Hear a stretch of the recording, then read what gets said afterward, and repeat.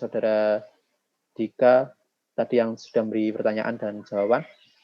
Baiklah, sekarang langsung saja kita lanjut untuk pemateri yang kedua, yaitu mahasiswa Teknik Dirgantara atas nama Aldi Dwi Prasetyo. Untuk waktu dan tempat saya persilakan untuk Saudara Aldi. Cek. Apakah saya masuk, moderator? Masuk. Oke, sebentar. Share screen.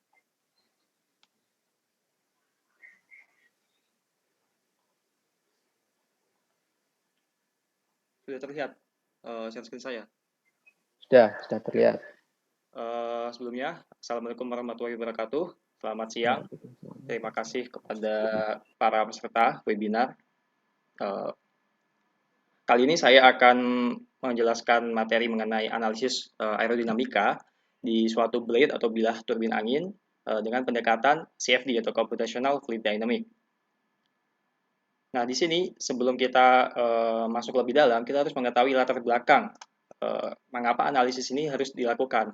Nah, pertama kita harus tahu nih, airfoil itu diperlukan untuk apa? Untuk meningkatkan performa dari suatu benda yang memanfaatkan bentuk dari airfoil itu sendiri. Nah, penggunaan ini untuk apa? Banyak sekali pengaplikasiannya. Tadi sudah dijelaskan Pak Buyung, Reza, dan itu banyak sekali airfoil itu digunakan di kehidupan kita, seperti pesawat, otomotif, dan turbin angin itu sendiri sebagai sumber energi. Nah, turbin angin itu digunakan untuk apa sih? Untuk pembangkit listrik di daerah-daerah tertentu. Nah, dari penggunaan-penggunaan itu diperlukan suatu turbin angin yang memiliki tenaga atau power yang besar agar hasil dari konversi angin yang melalui blade itu untuk mengubah menjadi listrik itu juga semakin besar. Nah, kita harus tahu di blade itu dipasang secara melingkar yang berpusat pada suatu titik dengan sudut kemiringan atau yang lebih kita kenal sebagai air twist dari blade yang diatur pada turbin angin. Nah, blade itu nantinya akan bergerak didorong oleh angin dan akan menggerakkan suatu motor yang telah terpasang di turbin angin itu. Nah, saat ini juga perkembangan teknologi kita ketahui bahwa sangat pesat sekali perkembangan teknologinya. Salah satu perkembangan teknologi yaitu komputasi. Komputasi ini tuh berguna untuk apa? Tadi sudah dijelaskan juga Pak Buyung, berguna untuk salah satunya untuk mempermudah kita sebagai engineer atau praktisi itu untuk melakukan perhitungan yang kompleks maupun looping atau berulang. Nah, salah satu metode komputasi yang digunakan yaitu Computational Fluid Dynamics atau yang lebih kita kenal sebagai CFD. Nah, banyak perangkat lunak atau software yang bisa digunakan sebagai CFD, yaitu antara lain, salah satunya yaitu ANSYS CFX R17.2. Nah, di sini nanti saya akan berfokus kepada analisis aerodinamika di wind turbine berjenis NREL 5 MW dengan menggunakan software CFD yang berupa ANSYS CFX R17. Nah, kita masuk ke tujuan dari penelitian atau analisis ini, yaitu untuk mengetahui nilai koefisien lift atau koefisien gaya angkat dari suatu blade atau bilah turbin angin itu dengan konfigurasi sudut serang atau angle of attack yang telah diatur. Kemudian untuk batasan-batasan masalah sendiri itu nantinya kita akan menyajikan informasi berupa langkah-langkah bagaimana cara melakukan analisis untuk menghasilkan koefisien lift dari blade berjenis NREL 5 MW wind turbine dengan variasi sudut atau konfigurasi sudut serang tertentu. Nah, kita masuk ke metodologi penelitian. Objek penelitian sendiri tadi sudah saya bicarakan, yaitu turbin angin bertipe NREL 5 MW. Nah, di sini kita bisa lihat profil atau jenis airfoil yang digunakan di satu bilahnya saja. Yang pertama di bagian bawah di pangkal itu silinder, kemudian bagian selanjutnya itu DU40, airfoil DU35 dan seterusnya. Nah, kita akan lebih spesifik melihat spesifikasi dari blade turbin anginnya itu, yaitu spesifikasi ini, tabel ini saya dapatkan dari definition of 5 MW reference wind turbine for offshore system development yang ditulis oleh Ji Jongmen dan kawan-kawannya. Nah, di sini kita bisa lihat jenis airfoil yang digunakan untuk apa. Nah, misal ini kita silinder 1, silinder 2, silinder 3 dengan chord itu segini, panjang tuh sebesar ini, sepanjang ini, dengan aero twist segini. Lalu untuk langkah-langkah simulasi, nah sebelum kita masuk ke langkah-langkah simulasi, kita harus membuat apa sih? Membuat suatu geometri. Nah, ANSYS ini tidak akan berjalan tanpa adanya geometri yang kita buat. Nah, geometri itu bisa dibuat menggunakan software atau program computational aided design atau CAD atau CAD. Nah, di sini saya menggunakan CATIA V5R21 untuk membuat 3D modelingnya. Nah, seperti ini tampak pembuatan 3D modeling. Yang pertama itu kita harus mengumpulkan informasi atau data-data mengenai koordinat airfoil yang dipakai. Tadi kan ada ada airfoil jenis DU40, DU35 dan lain sebagainya. Itu kita harus kumpulkan data-datanya. Nah, setelah itu kita import, kita buat 3D modelingnya menggunakan software CATIA V5R21. Setelah itu kita bisa save as atau export sebagai bisa menggunakan CAT Park atau STL, STP, kemudian IGS. Intinya untuk mengekspor itu nanti eksportan itu bisa dibaca oleh software ANSYS. Nah, kita masuk ke data-data pengujian. Jadi ini data-data sebelum kita melakukan simulasi, data-data yang diperlukan. Yang pertama yaitu variasi sudut serang atau angle of attack. Nanti kita akan menganalisa angle of attack dari blade itu misal minus 15 derajat itu The recording has stopped. berapa, This kemudian meeting is being 11, recorded. 9, dan lain sebagainya. Kemudian untuk densitas ruangan itu 1,12698 kg per meter kubik. Kemudian untuk temperatur dan tekanan ruangannya itu sendiri 25 derajat Celcius dan 0,0313 atm. Untuk kecepatan angin yang melalui inlet itu 10 meter per sekon dengan turbulensi sebesar 14%. Nah, kita masuk nih di software ANSYS CFX. Di sini tuh namanya Workbench. Nah, ini banyak sekali toolbox yang bisa kita gunakan. Nah, tapi di analisis analisis di aerodinamika di wind turbine, ini hanya 3 step saja. Seperti itu geometri, meshing, kemudian solver. Nah, yang pertama kita harus mengatur apa? Geometri. Tadi kan kita sudah membuat 3D modelingnya. Nah, kita import ke software ANSYS-nya. Nah, kita setup dulu setup geometrinya. Yang pertama kita harus mengatur angle of attack. Dengan cara apa? Ya dengan mengatur rotasinya dengan sumbu tertentu. Kemudian dimensi enclosure. Enclosure itu untuk apa? Enclosure itu yang berbentuk box ini. Domain batasannya. Nah, dimensi yang saya gunakan itu seperti ini. Kemudian setelah kita membuat dimensi enclosure, kita generate, lalu kita definisikan tiap-tiap surface-nya. Kita mau inlet itu di mana sih? Outlet itu di mana sih? Outlet itu di mana? Nah, itu kita definisikan terlebih dahulu. Setelah itu kita keluar, masuk ke tahap meshing. Nah, di tahap meshing ini tadi sudah dijelaskan juga di Pak Buyung, Reza, hampir sama. Yang penting dari meshing ini, kita harus mengecek kualitas dari meshing kita, outputan kualitas dari meshing ini. Nah, kalau kita sudah merasa cukup baik hasil meshingnya, kita bisa lanjut ke tahap selanjutnya, yaitu kita menggunakan solver. Nah, solver yang kita gunakan itu berupa CFX. Kan banyak solver, Polyflow dan Fluent, itu kan bisa digunakan. Nah, tapi di sini lebih fokus di solver CFX. Nah, untuk solver sendiri itu sebenarnya ada 3.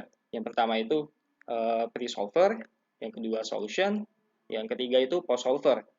Nah, pre-solver sendiri itu kita setup dulu batasan-batasannya.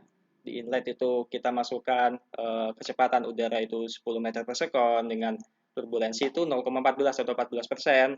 Far field-nya itu berjenis free slip, blade-nya itu no slip, dan smooth wall. Kemudian di bagian outlet itu 0 pascal. Setelah kita mengatur di pre-solver, kita lanjut di solution atau kalkulasi komputasinya. Nah, di solution ini nanti kita tinggal double klik aja, terus akan masuk ke window Defend Run seperti tadi Reza, bisa tergantung spesifikasi laptop.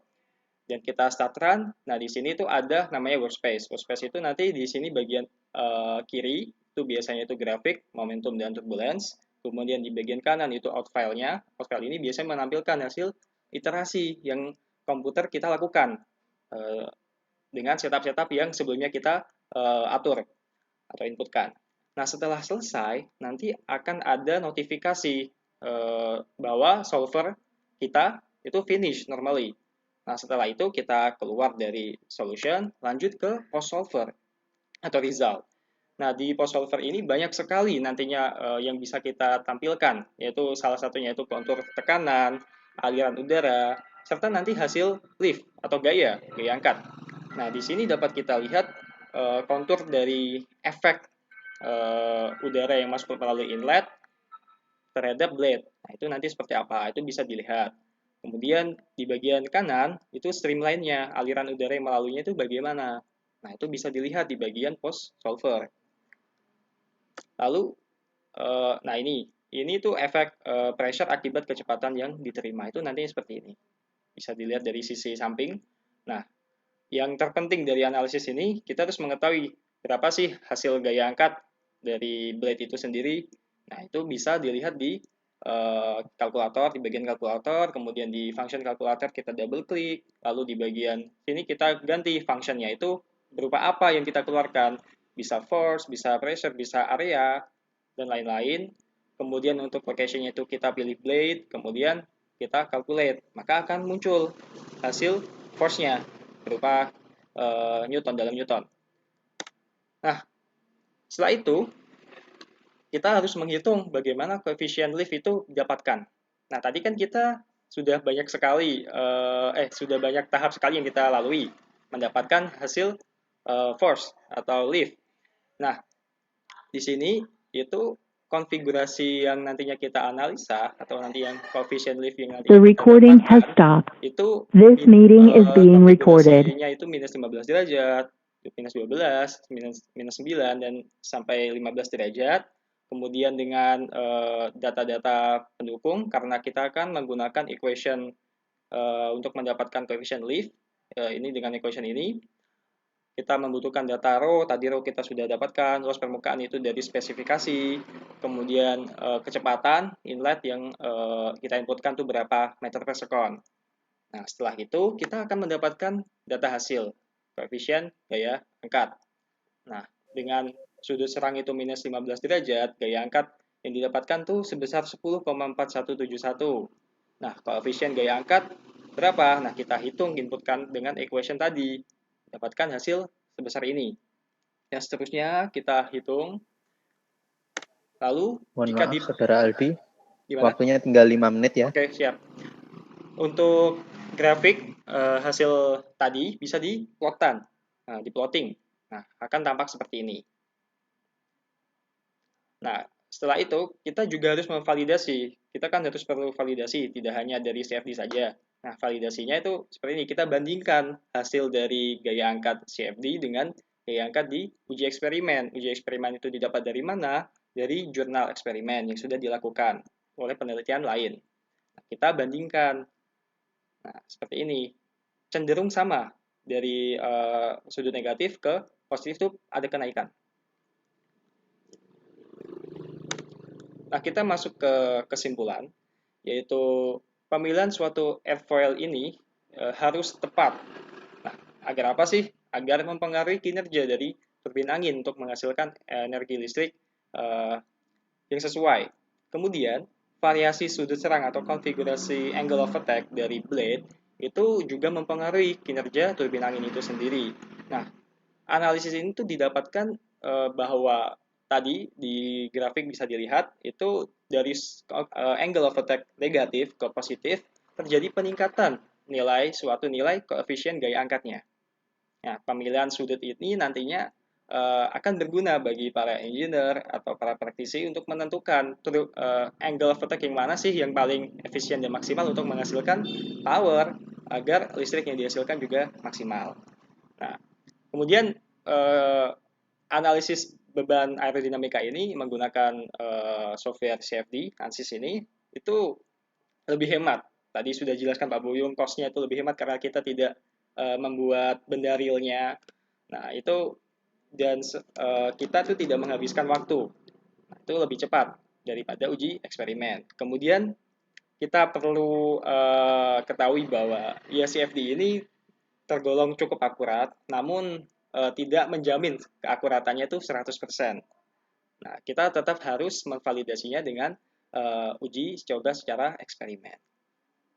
Untuk saran kedepannya, yaitu untuk pengumpulan data-data eksperimen itu harus lebih akurat, seperti densitasnya itu berapa di tempat saat pengukuran, kemudian geometrinya itu dimensinya itu seberapa, itu harus lebih akurat lagi.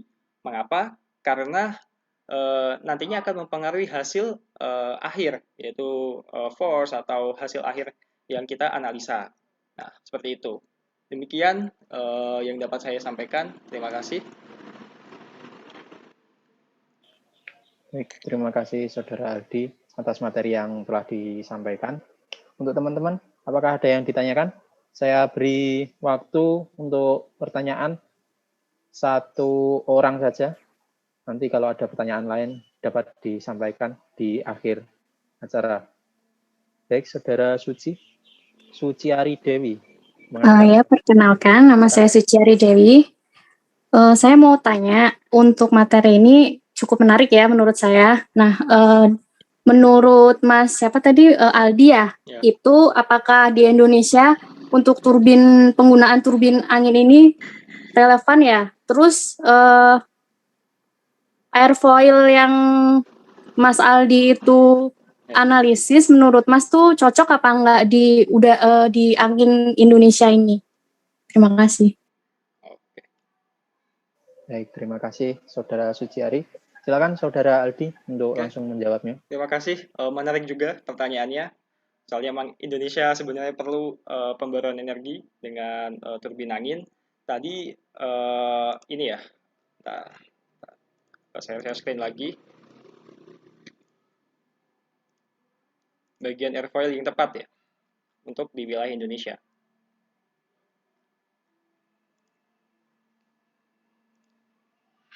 Nah, sebenarnya di turbin angin ini sendiri, ini merupakan buatan dari National Renewable Energy Laboratory yang ada di Amerika Serikat. Jadi produknya sana, cuma kebanyakan turbin angin ini tuh diaplikasikan di negara Belanda. Nah, sebenarnya bisa saja di Indonesia, karena kan kita cenderung kepulauan, juga banyak juga pantainya. Nah, itu sangat cocok. Nah, untuk penelitian turbin airfoil yang mana yang cocok, itu saya belum bisa memastikan yang mana. Soalnya Indonesia, saya juga belum terlalu mendalami di mana produksi atau manufaktur turbin angin di Indonesia itu di mana. Sebenarnya banyak sekali airfoil yang bisa digunakan, namun kita harus membutuhkan penelitian lebih lanjut mengenai airfoil itu. Kalau misal ini, sebenarnya airfoil ini juga susah banget didapatkan. Kemarin saya membuat 3D modelingnya saja, itu saya langsung email ke pembuat jurnal, dan untungnya dibalas email saya dan diberi koordinatnya. Seperti itu sih. Apakah menjawab? Gimana? Berarti untuk di Indonesia sendiri bisa ya kalau sekiranya kita masang turbin angin, dan kemungkinan kita belum dapat airfoil mana yang cocok nih buat khususnya angin yang ada di Indonesia gitu ya? Iya. Oke, makasih. Ya, sama-sama. Baik, terima kasih Saudara Suci dan Saudara Aldi. Baiklah, untuk pertanyaan saya cukupkan saja untuk mempersingkat waktu. Jadi kita langsung saja lanjut ke pemateri ketiga kita, yaitu Wahyuda Muhairi. Baik, cek. Waktu dan tempat saya persilakan untuk Saudara Wahyuda. Terima kasih, Ilang.